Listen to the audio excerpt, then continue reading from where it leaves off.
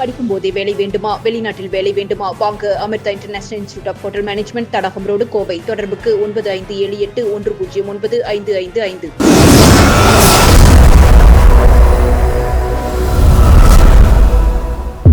வணக்கம். கோவை மண்டலத்தில் உள்ள கோவை, நீலகிரி மற்றும் திருப்பூர் மாவட்டங்களில் உள்ள கோஆபரேட்டிவ் சொசைட்டிகள் மற்றும் விவசாயிகளுக்காக மத்திய அரசு மானிய விலையில் யூரியா உள்ளிட்ட விவசாய உரங்களை சரக்கு ரயில் மூலம் அனுப்பி வருகிறது.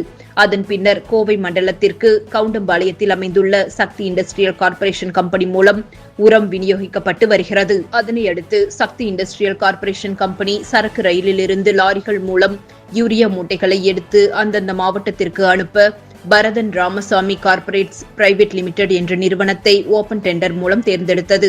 ஆனால் டெண்டர் மூலம் தேர்ந்தெடுக்கப்பட்ட நிறுவனத்தை அனுமதிக்க இயலாது என்று வடகோவை லாரி உரிமையாளர் சங்கங்களின் தலைவர் லியாக்கத் அலி தடுத்த நிலையில் கடந்த 21ஆம் தேதி கோவை வடகோவை ரயில் நிலையத்தில் சமாதான பேச்சுவார்த்தை நடைபெற்றது. அந்த பேச்சுவார்த்தையில் வடகோவை லாரி உரிமையாளர் சங்கங்களின் தலைவர் லியாக்கத் அலி சங்க நிர்வாகிகளுடன் கலந்து ஆலோசித்து தெரிவிப்பதாக கூறிவிட்டு சென்றார்.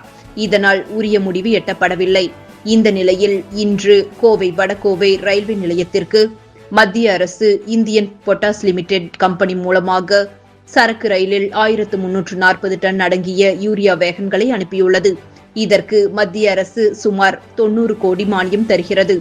இந்த யூரியா வேகன்களை டெண்டர் மூலம் தேர்ந்தெடுக்கப்பட்ட Bharathan Ramasamy corporate private limited நிறுவனத்தின் லாரிகளில் ஏற்ற கிளியரிங் செய்ய வடகோவை லாரி உரிமையாளர் சங்கத்தினர் அனுமதிக்கவில்லை. கோவை, திருப்பூர் மற்றும் நீலகிரி மாவட்டங்களில் யூரியாவின் அவசர தேவை இருப்பதால் ரயில்வே கூட்ஷெட் வாகனங்கள் மூலம் தற்காலிகமாக அனுப்ப ஏற்பாடு செய்யப்பட்டது.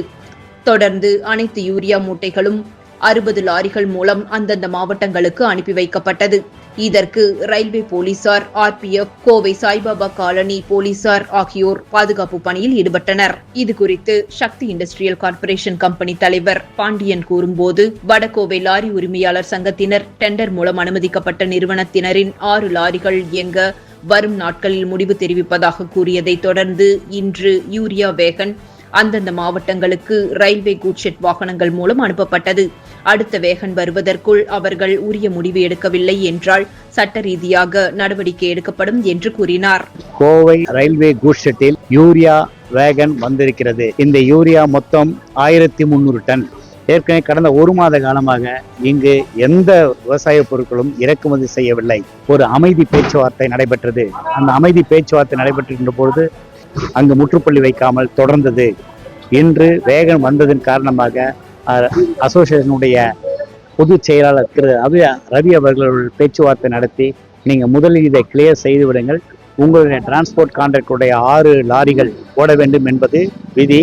ஆனால் எங்கள் லாரி ஓனர் அசோசியேஷன் பேசி அவர்களுக்கு நான் இம்மிடியட்டாக அடுத்த கட்ட லாரி லோட் ஆகும்பொழுது நாங்கள் செய்து கொடுக்கிறோம் என்ற உறுதி கொடுத்ததன் பேரில் இன்று இந்த வேகன் கிளியர் ஆகி மக்களுக்கு சென்றடைகிறது.